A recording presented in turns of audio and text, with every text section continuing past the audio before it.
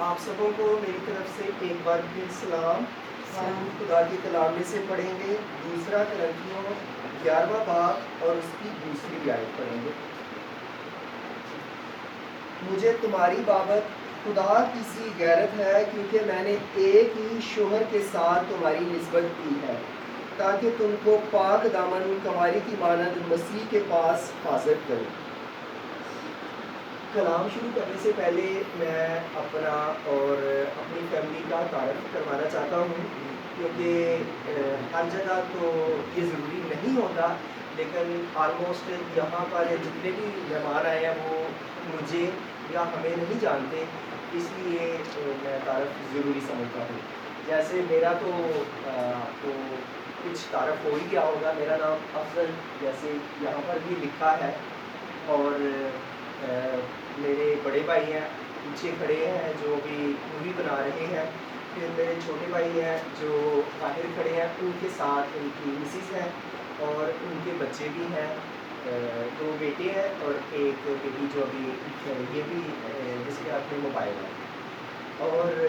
میں اس چرچ میں پادری ہوں۔ یہ جو چرچ ہے آپ سوچیں گے کہ یہ اتنا اچھا چرچ، اتنی بڑی بلڈنگ اور یہ اتنی قیمتی جگہ، اس پر یہ کیسے ایسے بندہ سوچ سکتا ہے نا؟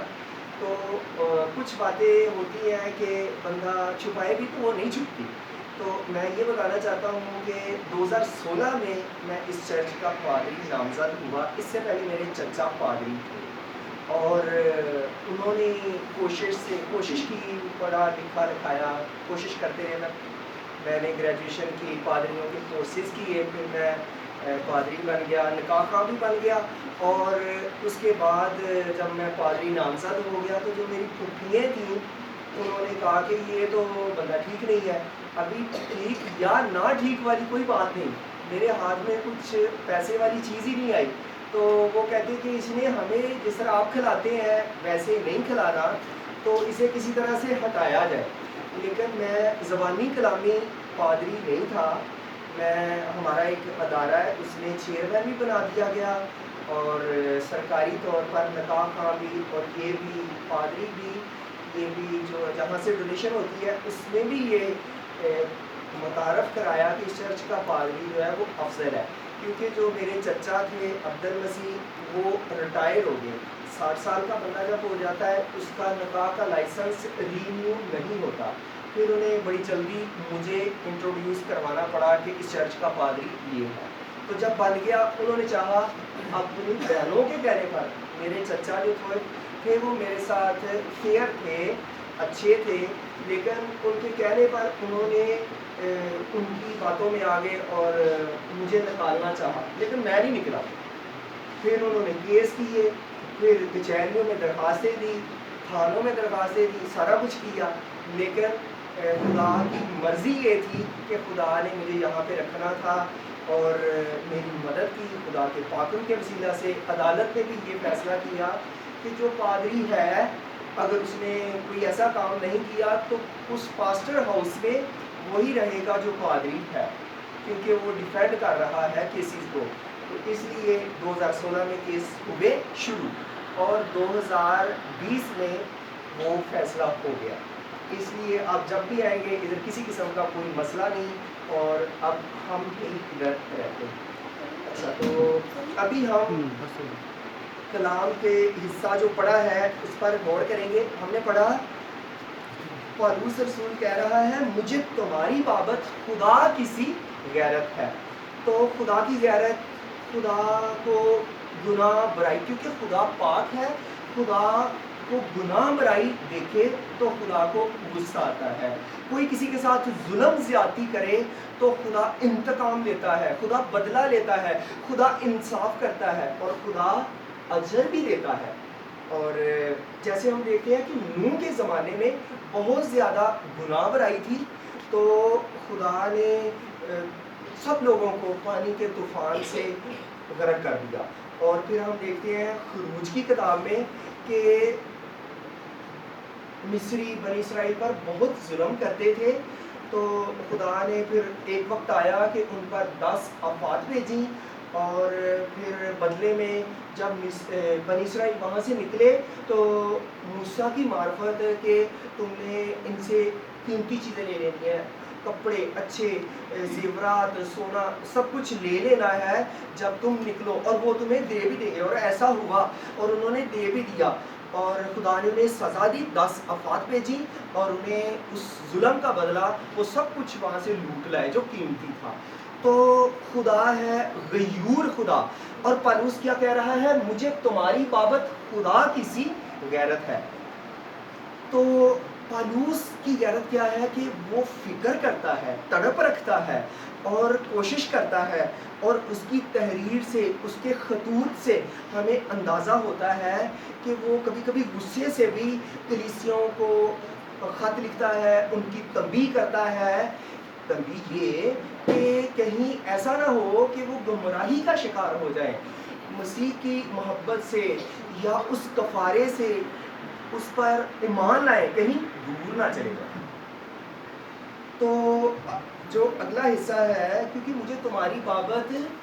خدا کی سی غیرت ہے، کیونکہ میں نے ایک ہی شوہر کے ساتھ تمہاری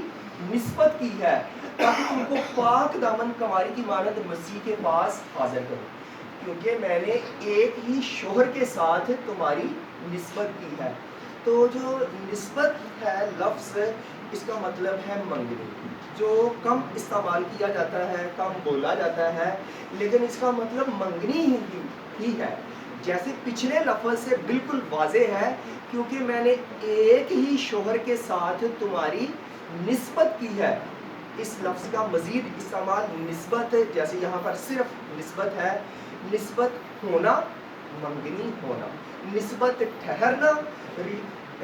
شادی کی تاریخ پکی کرنا، نسبت ٹھہرنا، نسبت آنا، رشتہ لڑکی لڑکے کا آنا، نسبت آنا۔ کیونکہ میں نے ایک ہی شوہر کے ساتھ تمہاری نسبت کی ہے، پالوس یہ کہہ رہا ہے کلیسیا کو۔ اور شوہر کون ہے؟ شوہر یسوع مسیح ہے۔ یہ تمثیلی طور پر ہے، نئے عہد نامے میں یسوع کو دلہا کہا گیا ہے، اور جو کلیسیا ہے، ایماندار لوگ ہیں، انہیں دلہن کہا گیا ہے۔ اور وہ اس لیے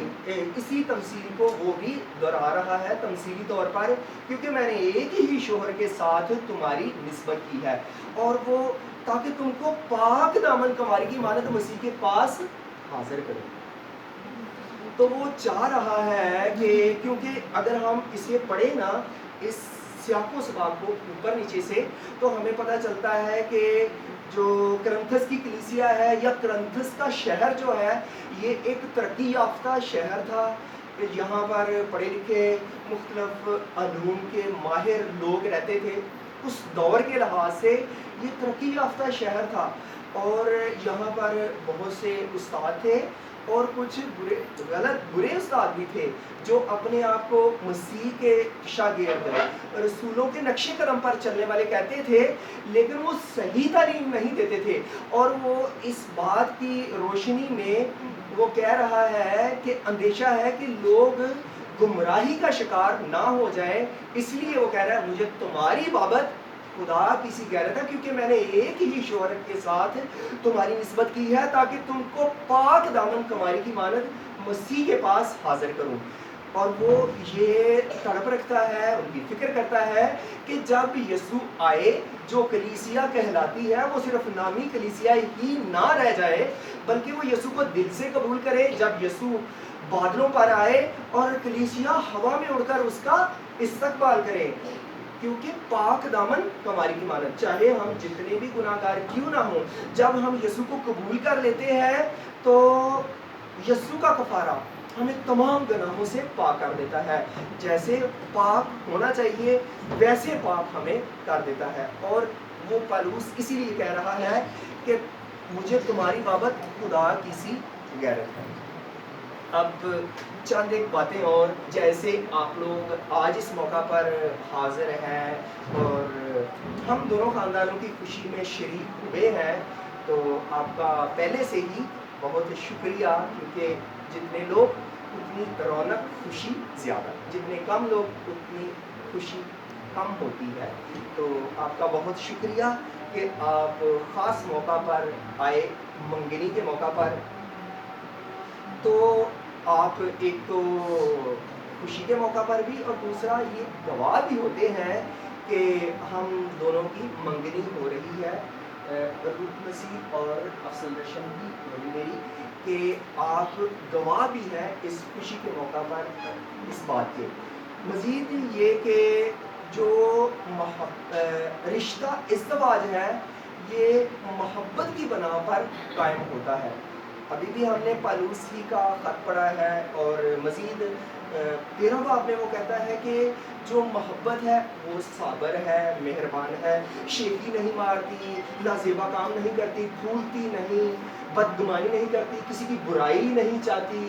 اور سب کچھ سہ لیتی ہے۔ محبت کو زوال نہیں، محبت میں امید رہتی ہے، محبت میں زوال نہیں ہے، محبت دائمی ہے۔ اس لیے یہ جو محبت ہے جس بنا پہ رشتہ ازدواج قائم ہوتا ہے، یہ ان دونوں خاندانوں کا اور ہم آپس کا اور ہم سب کا جو محبت کا رشتہ ہے، محبت میں جو ہم ہیں بندھے ہوئے، مسیح کی محبت میں مزید اس میں بڑھیں، ترقی کریں اور خدا کے نام کو جلال دے سکیں۔ یہ اچھا جی، شادی کے جو اقدام ہیں یا شادی کے جو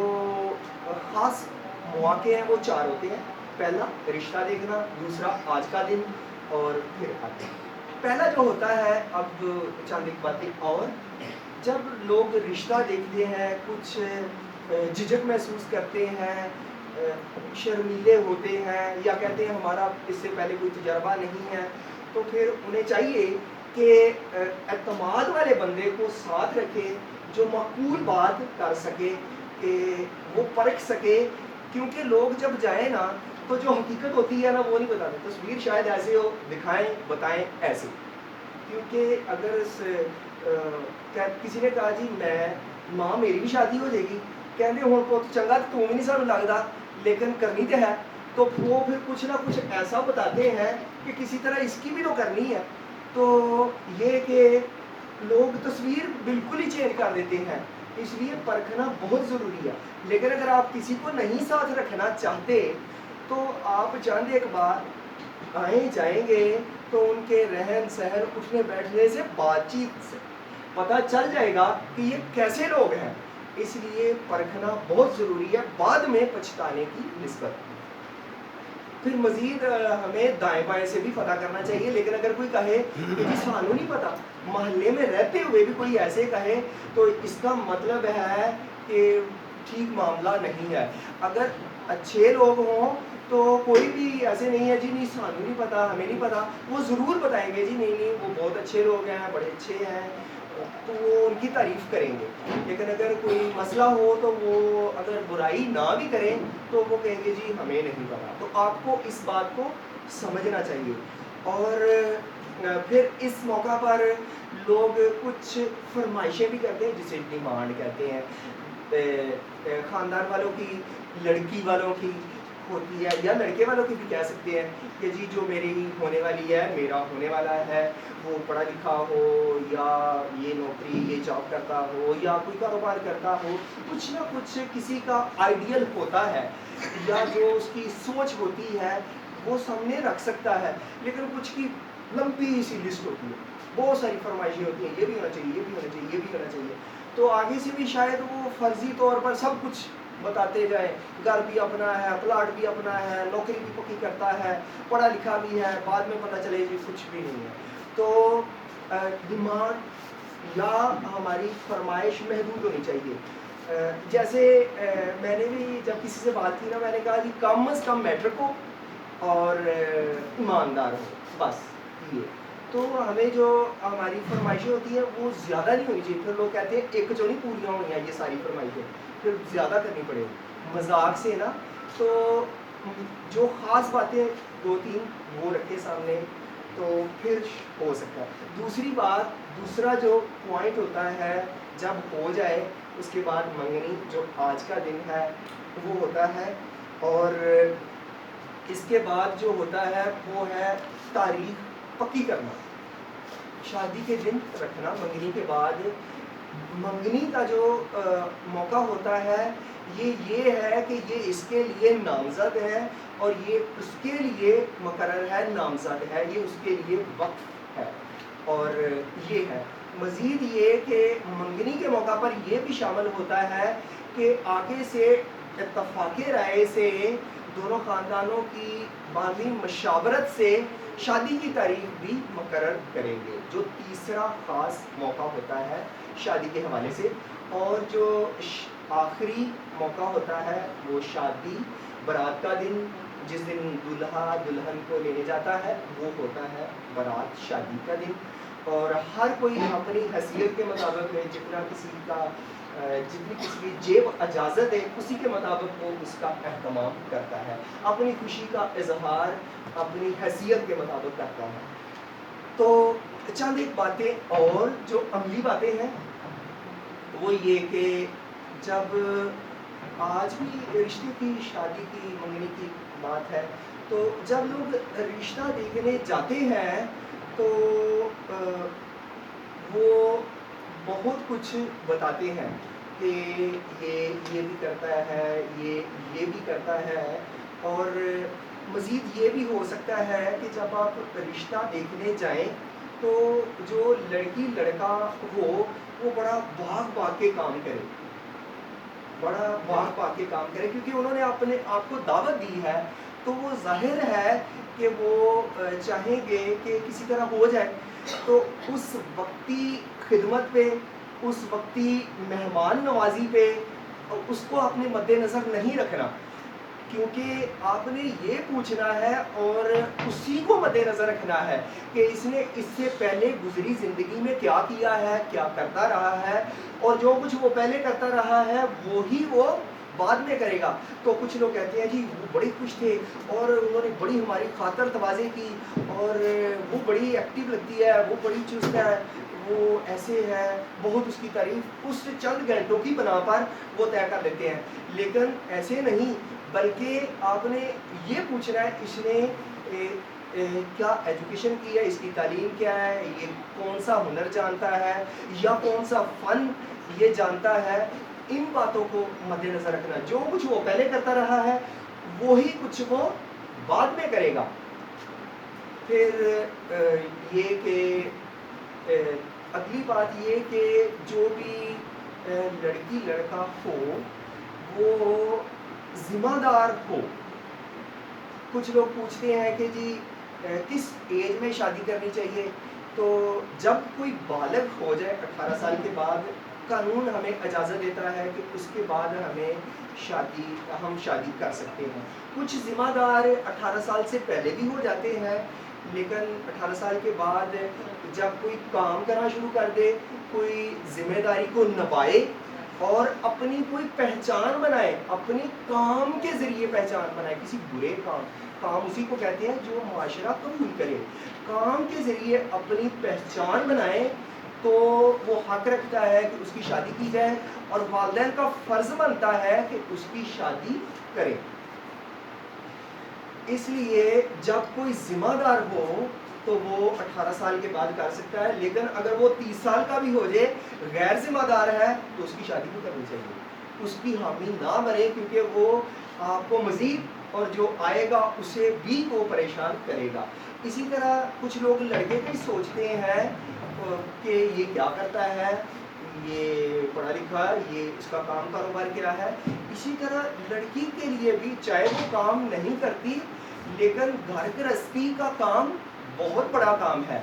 ان مسئلے مسائل میں جس کا میں نے تعارف میں ذکر کرایا، اس کے بعد مجھے اندازہ ہوا ہے کہ گھر کو چلانا،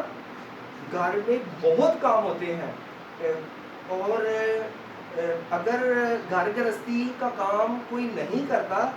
ذمہ داری سے نہیں کرتا، تو وہ خاندان، وہ گھرانہ بھی خوشحال نہیں رہ سکتا۔ اور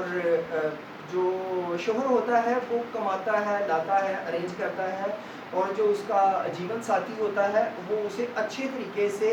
مینج کرتا ہے، آراستہ کرتا ہے۔ یہ ایک سمجھے کہ ایک گاڑی کے دو پہیے ہیں اور وہ ساتھ ساتھ چلتے ہیں، اس لیے हमें जब हम लड़के की डिमांड करें तो हमें लड़की के बारे में भी ये देखना है। ये नहीं कि वो कोई टीचर हो, वकील हो, जज हो, बैंकर हो, कोई बड़ी पोस्ट पे हो, यही ज़रूरी नहीं, बल्कि घर में रहते हुए भी बहुत से काम होते हैं। अच्छा, आखिरी बात या एक बात मज़ीद मैं ऐड करता हूँ इसके बाद, आखिरी बात कि आप सोचेंगे कि हमारी मंगनी कैसे हुई या रिश्ता कैसे हुआ। वो ऐसे हुआ कि हमारे चर्च की एक मेंबर थी और मैंने उन्हें कहा था कि क्योंकि हमें बहुत कम लोग मिलते हैं उन केसेस की वजह से, क्योंकि मेरी जो सगी बहनें हैं वो भी, हम तीनों भाइयों वालदा के, वो भी खिलाफ हैं। तो हमारे घर में बहुत कम लोग आते हैं, तो रिश्तेदारों में से, इसलिए हम तीनों भाई हैं और मेरी वालदा है। तो जो मुखलिस थे उन्हें मैंने कहा था, कोई हम भी इनकार करते थे अगर अपनी सोच के मुताबिक नहीं था तो उस बहन को मैंने कहा, वो इधर ही रहती थी, अब वो फातिमा विला में चली गई हैं। और उन्होंने बात की, जो रूट के हमसाये में एक बहन है, वो कपड़े सिलाई करती हैं, उनसे, और उन्होंने रूट के ख़ानदान वालों से बात की। एक ज़रिया है ये, और दूसरा ज़रिया है, जैसे आज हमने चार्ट लिखा है, मैसेज दे रहा हूँ, और इसी तरह मैसेज चार्ट लिखना, तैयार करना, अप रिकॉर्ड करना, और इसके बाद यूट्यूब पे अफसल दर्शन के नाम से मैंने एक यूट्यूब चैनल बनाया, उस पर गीत और मैसेजेस अपलोड करता हूँ। और रूट ने भी और इनके ख़ानदान ने भी वो मैसेजेस, गीत सुने, और उससे भी वो ये मुतासर हुए हैं। और भी बाज़ लोग मुझे कहते हैं, जी हमने आपका गीत सुना, आपका मैसेज सुना, तो लोग पहले से भी ज़्यादा मुझे जानते हैं, और हम इस तरह खुदा के नाम को जलाल देते हैं, उसकी मनादी करते हैं। आखिरी बात ये, पहला दूसरा ग्रंथियों और उसका 6वां बाब और उसकी आयत 14 में लिखा है, बेईमानों के साथ ना हमार जुए में ना जुड़ो। बेईमानों के साथ, कभी कभी लोग सोचते हैं जब वो हम में आ जाएगी तो हमें घुल मिल जाएगी। बुराई जो होती है ना, वो अपनी तरफ अट्रैक्ट करती है, वो अपनी तरफ खींचती है। बुराई बहुत मुश्किल से ख़त्म होती है। जो दुनियादार लोग हैं उनसे किनारा करना है, जैसे कलाम में लिखा है, बेईमानों के साथ ना हमार जुए में ना जुटो। इसलिए जो दुनियादार लोग हैं, बुरे लोग हैं, बेईमान हैं, उनके साथ रिश्ता ताल्लुक नहीं जोड़ना। अगर वो खुद दुनियादार हैं, दुनियादार लोगों में रिश्ता करें तो कोई बात नहीं, लेकिन अगर थोड़ा सा भी ईमानदार है, थोड़ी सी भी उसमें ईमान की रति है, तो वो दुनियादार लोगों में वो एडजस्ट नहीं होगा। इसलिए जैसे आप हैं, अगर ईमानदार कहलाते हैं तो आपने ईमानदार लोगों का ही चुनाव करना है, चाहे वो गोरा चिट्टा ना हो या ऊंचा लंबा सोना ना भी हो, लेकिन सीरत का तो वो अच्छा होगा ना।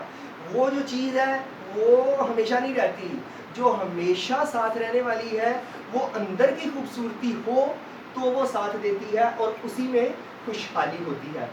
एक बात और भी मैं करना चाहता हूँ, वो ये कि इसी मौका पर कभी कभी लोग ऐसे भी करते हैं कि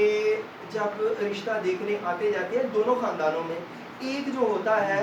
वो ज़्यादा खिंचाव करता है, जी हमारा रिश्ता हो जाए। शायद वो बहुत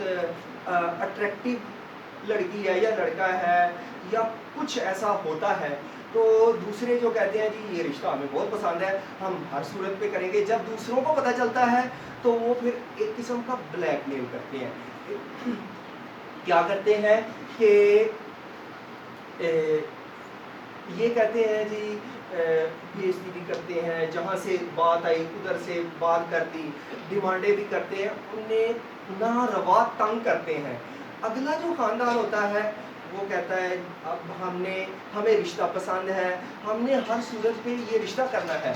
चाहे साढ़े को हो नक ना लकीरा भी कढ़ा लेना, हम रिश्ता ज़रूर करेंगे। और जब रिश्ता हो जाएगा फिर वो क्या कहते हैं, अच्छा जी सारे साहब बराबर करांगे। پھر وہ یہ کہتے ہیں تو کیا کرنا ہے کہ اگر کوئی آپ سے بڑی عقیدت کرے، آپ سے محبت کرے، آپ کو بہت چاہے، آپ کی بڑی مہمان نوازی کرے، آپ کی ہر بات کو قبول کرے، آپ کی ہر بات کو سنے، آپ کی ہر بات کو نظر انداز کرے، درگزر کرے، اسی طرح آپ نے دوسروں کے بھی، اس دوسرے خاندان کی بھی باتوں کو درگزر کرنا ہے، اسے قبول کرنا ہے، اور ان سے بھی زیادہ خدمت کرنی ہے، ان کی قدر کرنی ہے، محبت کرنی ہے، عزت کرنی ہے، تاکہ بعد میں جب رشتہ ہو تو اور خوشی ہو، اور دونوں خاندانوں کے جو ہے تعلقات وہ مضبوط ہوں، اور اس طرح جو ہے وہ خاندان جو ہوتا ہے وہ ترقی کرتا ہے، اور خدا کے نام کو ہم جلا دیتے ہیں۔ تو میں بات کیا کر رہا تھا، میں ایک اور بھی بات ہے، وہ بات یہ کہ کوئی یہ نہیں بتائے گا کہ ہمارا بیٹی بیٹا کوئی نشہ بھی کرتا ہے، کوئی نہیں یہ بتائے گا۔ اور میں نے بیٹی کا اس لیے کہا کہ آج کل جو سننے میں آیا ہے کہ کالجز یونیورسٹیز میں لڑکیاں بھی نشہ کرتی ہیں، اس لیے یہ بھی اس بات کو بھی مد نظر رکھنا ہے۔ بڑے جو نشے ہیں جنہیں لوگ نشہ سمجھتے ہیں، شراب، ہیروئن، افیم، انہیں لوگ، اور آئس، انہیں لوگ بڑے نشے سمجھتے ہیں، لیکن چائے، سگریٹ، پان، نسوار کو لوگ نشہ ہی نہیں سمجھتے، کیونکہ وہ تو عادی ہو چکے ہوتے ہیں، اس لیے انہیں تو نشہ لگتا ہی نہیں ہے۔ لیکن چاہے نشہ چھوٹا ہو چاہے نشہ بڑا ہو، نشہ نشہ ہی ہوتا ہے۔ اور یہ کہ کلام میں لکھا ہے کہ جو شرابی ہے وہ خدا کی بادشاہی میں داخل نہیں ہو سکتا۔ پہلا کرنتھیوں 6 باب میں یہ لکھا ہے۔ اس دور میں نشہ شراب ہی تھا،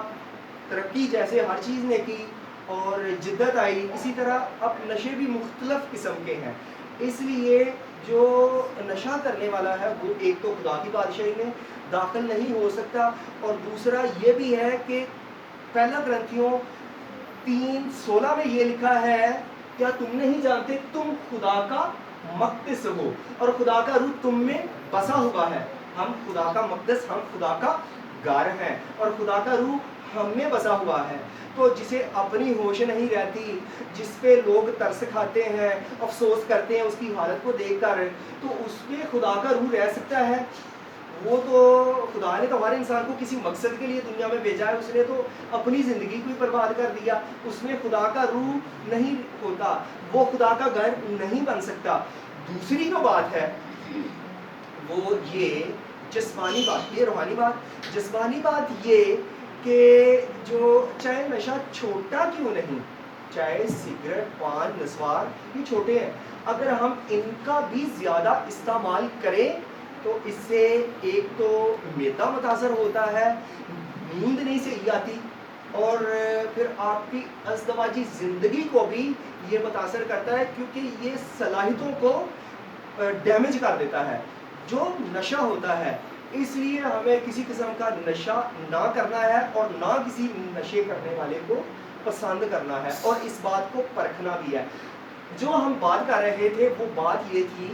کہ بے ایمانوں کے ساتھ نہ ہموار جوئے میں نہ جتو، کیونکہ راستہ بازی اور بے دینی میں کیا میل جول، یا روشنی اور تاریکی میں کیا شراکت۔ اس لیے بے ایمان اور ہوتے ہیں، ایماندار اور ہوتے ہیں۔ ہمیں ظاہری صورت پہ نہیں جانا، چاہے کوئی غریب ہو